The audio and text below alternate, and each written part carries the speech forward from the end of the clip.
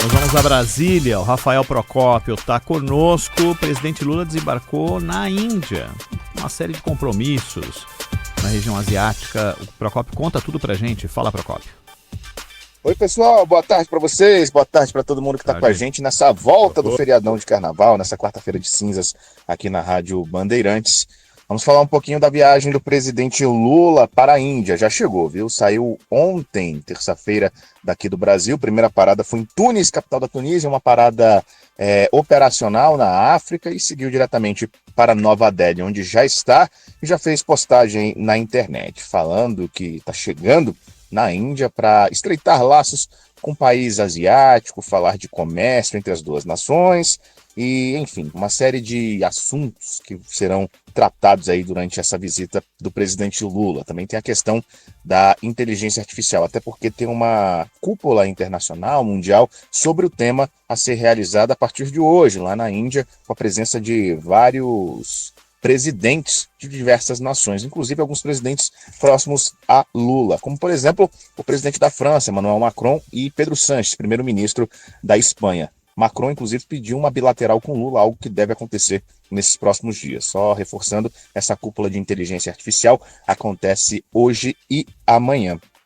Além disso, pessoal, a gente tem também informações dos corredores do Palácio do Planalto, que essa ida de Lula vai ter muito foco na questão econômica entre as duas nações. Existe essa intenção do Brasil estreitar laços com a Índia nesse quesito, também de exportações, para que o país não fique dependente somente das exportações para a China. O governo brasileiro quer expandir esse mercado com outros países asiáticos, até aproveitando a presidência da Índia no bloco econômico dos BRICS. Também está previsto para acontecer nesses próximos dias um fórum Brasil-Índia, que está sendo conduzido pela Apex. O presidente Lula fica na Índia até domingo, mas não volta para o Brasil nesse dia. Ele vai seguir para a Coreia do Sul, um giro asiático nesse finalzinho de fevereiro. Por lá, vai falar do mercado de carne bovina brasileira para a Coreia do Sul e também tentar destravar o acordo Mercosul-Coreia do Sul.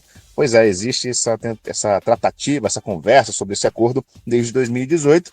Lembrando que esses acordos econômicos do Mercosul têm sido uma das principais bandeiras de Lula, tanto que tem sido falado bastante a questão do acordo com a União Europeia, e agora o presidente brasileiro tenta expandir essas questões para outros mercados promissores, de acordo com a visão atual do governo. Esse é o giro asiático do presidente da República nesse finalzinho de fevereiro, comecinho de março. Lembrando que algumas outras viagens estão previstas até metade do ano. Isso porque depois de junho, ali para julho, o presidente Lula deve focar na campanha, na tentativa de reeleição. Agora em março tem uma viagem prevista para Washington, Estados Unidos. Lula deve conversar com Donald Trump, teve esse convite, ele aceitou, deve ir agora em março. E até o meio do ano, até o mês de junho, o governo brasileiro, o presidente Lula, também deve ir para a Alemanha conversar com o governo local. Seguimos daqui de Brasília, de olho nessas movimentações internacionais do presidente da República.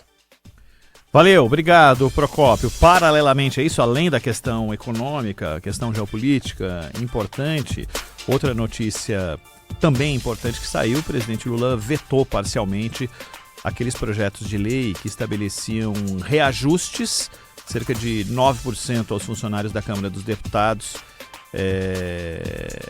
e do Senado e do TCU. E isso, claro, mexe especificamente com as questões de excesso de pagamentos, tem a ver com aquilo que foi aprovado e que teve o envolvimento do ministro Flávio Dino vetando isso daí, mas muita gente pensa o que o presidente ia fazer com isso, vetou a parte que dá a possibilidade do salário, do super salário de ser compulsório, Zé, né? Há situações ali muito complicadas, porque, por exemplo, o sujeito trabalha tantos dias por semana, né? Trabalha 5 dias por semana. Aí vem a possibilidade, com essa mudança, de ele trabalhar 3, folgar 1. Só que ele pode dizer, não, aquele que seria minha folga, eu vou trabalhar. Porém, vou receber a mais, e o que eu vou receber a mais é isento de imposto de renda. Ele já trabalhava naquele dia e recebeu salário para isso. ele passa a receber um adicional considerável por aquele dia e um adicional isento. É o tal penduricalho, um dos exemplos de penduricalho. Então, o aumento dos funcionários do Congresso foi autorizado. O Lula sancionou o aumento, reajuste salarial. Isso foi aprovado, porém vetando o escalonamento para 27, 28 e 29, por causa da Lei de Responsabilidade Fiscal. Agora, os penduricalhos é que foram vetados, vetos que podem ser derrubados. O problema maior do Congresso não é derrubar o veto, pode ter voto para isso. O problema é lidar com a decisão do Flávio Dino. E aí não é intromissão, mas é a visão de inconstitucionalidade.